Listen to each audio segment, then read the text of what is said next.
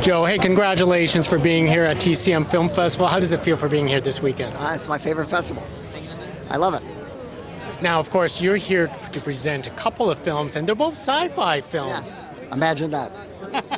Tell us about the two films you're presenting. I'm introducing The Incredible Shrinking Man, which is a movie that I saw when I was 10, and I'm introducing Earth vs. the Flying Saucers, which is a movie I saw when I was 9. However, over the years, even though they were not particularly well thought of at the time, they have gained a certain prominence, and they're now considered classics.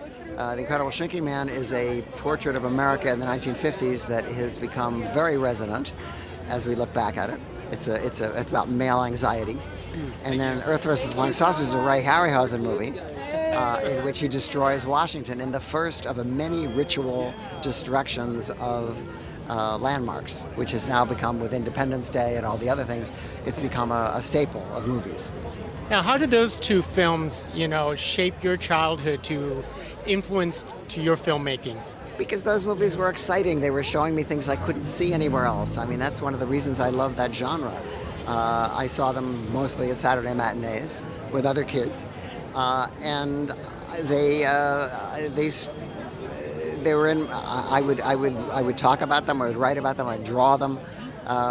They were just important to me, as were the subsequent movies made by the same filmmakers that just captured the imagination of my generation and apparently succeeding generations as well. And they're still well thought enough of to be revived on the big screen in this year for people who probably only saw them on television, if at all. Does that influence you on to keep up with the practical effects, the real sets, where now these days everything is green screen and CGI? It's all evolving, and all of these filmmakers used whatever was the current technology to be able to make their pictures more believable.